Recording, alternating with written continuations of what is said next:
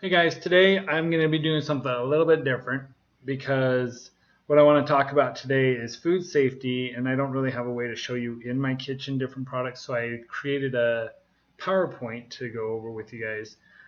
So yeah, a little bit different than what I normally do, but it's just food safety, foodborne illnesses that can be prevented. So first I want to start off with we need to refrigerate our foods to prevent bacteria growth. Um, We have a refrigeration. It works. Food. I'm going to talk about the food danger zone here shortly, but food like bacteria grows really quick between 40 and 140. Again, that's the food danger zone. So we need to keep it refrigerated to keep it safe. So keep it refrigerated as long as possible. If you're not going to use it for long periods of time, then you're going to want to freeze it. We have the technology, we have that ability. So utilize your fridge. So again, refrigerate foods to prevent bacteria growth. Um, Food should not be left at room temperature for over 2 hours. Again, this goes back to the food temperature danger zone. We shouldn't leave food at room temperature for 2 hours. Um, when we talk about potato salads and things that we love, and we're like, oh, I got food poisoning from the potato salad. It must have been the eggs or the mayo or whatever. It actually was from the potatoes because the potatoes are porous.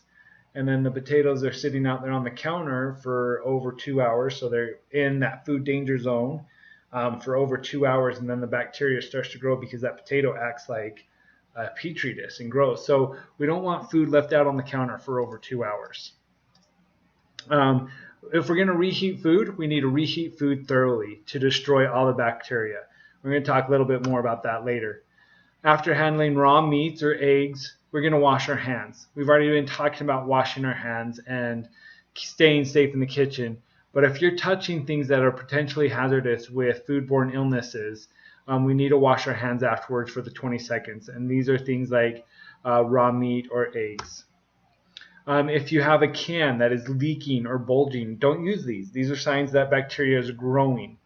Dented cans can be a sign of bacteria growing as well, but dented cans is something we do. So if I drop it in dented, I can use that can. If you buy it from the dent store, you can still do that. That's fine. But if we're more concerned about them bulging or leaking, then that's a good sign that there's bacteria growing in them. Cutting board safety. Use a separate cutting board for dealing with raw and ready to eat foods. Um, so if I was going to do my salad, I'm going to use this cutting board. If I'm going to do my meat, I'm going to use this cutting board, or you're going to wash it thoroughly in between. But I wouldn't use a wood cutting board for meat and then wash it and then use that for food. That wood cutting board, the problem is wood is more porous. So it's really hard to get that super clean from raw bacteria. So I try to stay away from the wood cutting boards. They are nicer, but I wouldn't cut raw meat on them just because they're more porous and they're more acceptable to getting the juices in the cracks and growing bacteria. So wash the cutting boards off with hot soapy water in between uses. Make sure they're really clean. Here's the temperature danger zone. Okay, food poisoning is caused by the growth of bacteria food. When high-risk foods such as poultry, eggs, meat, dairy products are left to sit out in the temperature danger zone, the bacteria multiplies quickly. So right here between 40 degrees and 140, this is the danger zone. This is where bacteria love to hang out, and this is where they'll multiply, and they multiply very quickly. Again, the food danger zone is 40 to 140 degrees.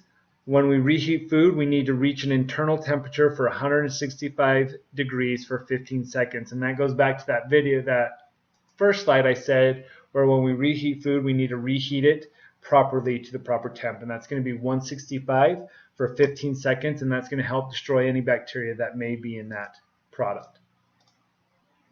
When we thaw out food, the best way to thaw food out is in the refrigerator. You need to plan ahead.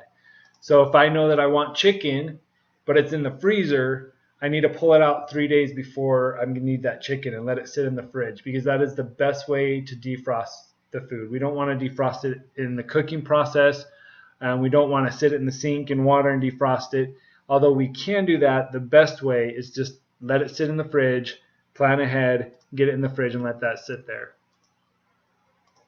Foodborne illnesses, they are undetectable by the naked eye. They don't change color. This right here, if you see food like this is mold or decaying food. This is not a foodborne illness.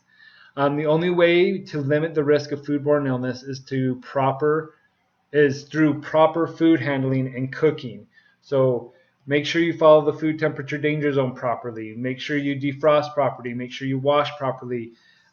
Keep clean, because we don't know foodborne illnesses, where they're at or what's going on. We just need to stay clean because we can't see them with our naked eye. So they don't change the food color or texture at all. Foodborne illnesses are undetectable through that. One good way to help you disinfect your countertops and your stoves is a tablespoon of bleach to 1 gallon of water. And a lot of industrial kitchens have these really cool red pails. They have their sanitation in it, and the sanitizer, which is a tablespoon of bleach and a gallon of water. By far the best thing to clean your countertop. But that also needs to be followed up with a hot towel just to wipe out the bleach, just to keep your countertop clean. We want to make sure we have a clean station. If you have an open cut or sore on your hand, you need to wear a bandage and a single-use glove. Okay, so if I had a cut or sore on my hand, I'm going to cover it with a bandage, put on a single-use glove. I'm going to do my project that I'm working on. As soon as I'm done with whatever I'm working on, I'm going to remove that glove, and I'm going to throw them away. I'm going to wash my hands, change my bandage, change my gloves, and then do another task. Proper glove wearing is huge. You don't want a false sense of security that, oh, I got gloves on, I can touch it whatever I want. No, the glove's just a new surface that can be thrown away, and it just takes extra steps. So you wear the gloves, you wear the bandage, the glove that protects your skin, your sore, from getting stuff in it, but it also protects your stuff from getting into your food. So bandage, single-use glove, use it, take it off correctly.